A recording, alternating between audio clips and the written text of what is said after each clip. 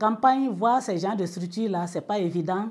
L'enfant qui est préparé à la maternelle n'a plus beaucoup de difficultés, en tout cas au niveau de l'école primaire.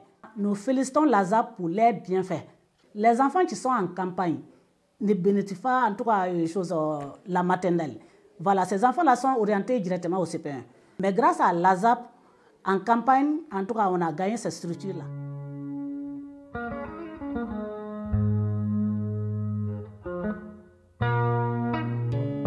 Quand on voit un peu la qualité de ce qui se passe, bon, on se dit quand même ils prennent au sérieux d'abord les investissements.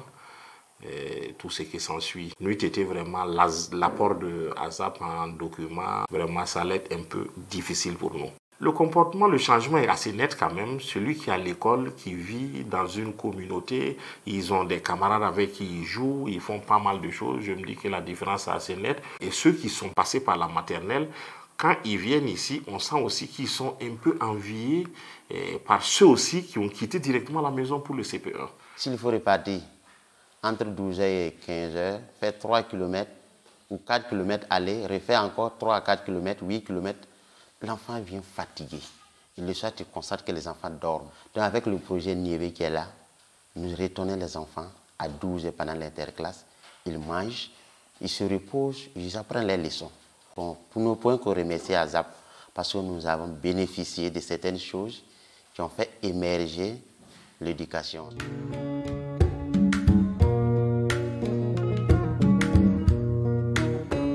L'AP est donc un établissement secondaire de formation professionnelle et nous recevons les enfants à partir de la classe de 6e.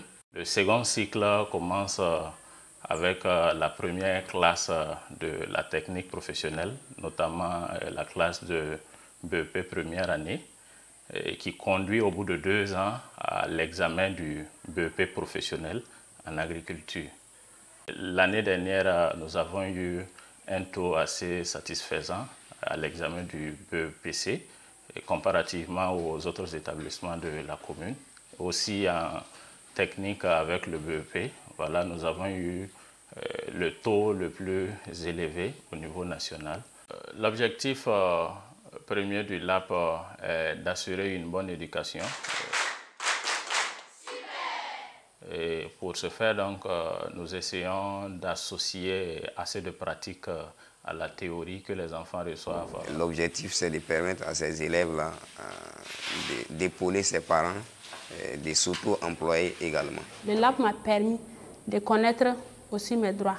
Il m'a fourni une formation professionnelle et des connaissances techniques à travers lesquelles je peux m'orienter dans la vie sociale.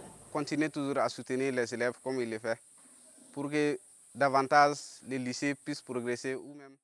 Ces jeunes, juste après cette formation, on veut qu'ils soient à s'installer à leur propre compte, ils puissent créer des métiers en lien avec l'agriculture, en lien avec l'élevage, ils puissent être des entrepreneurs, des futurs entrepreneurs agricoles. Ils ont vraiment une grande capacité de communication et ce qui a salué de façon positive vraiment dans tout ce que nous faisons. Dans les autres établissements, on a un écho positif de leur part. Et même aussi de retour au village, quand on fait la rencontre avec les parents d'élèves, il ressort quand même quand les enfants du LAP viennent, c'est des enfants qui sont beaucoup sages. Et le LAP m'a vraiment permis d'être moi-même intelligent, sage et respectueux envers tous les adultes. La plupart des enfants qui le reçoivent viennent des couches sociales vraiment démunies. Raison pour laquelle le lycée m'a intéressé et je m'investis pour l'accompagner dans son œuvre humanitaire. C'est surtout permettre à ces jeunes-là de mettre en œuvre les techniques améliorées, respectueuses de l'environnement et économiquement rentables et bien vivre de leur métier. D'abord, le projet, je l'avais trouvé très ambitieux et audacieux, mais approprié pour un pays comme le Burkina qui veut amener ses élèves, ses jeunes à pratiquer l'agriculture. Parce que le pays est d'abord agricole à 80%.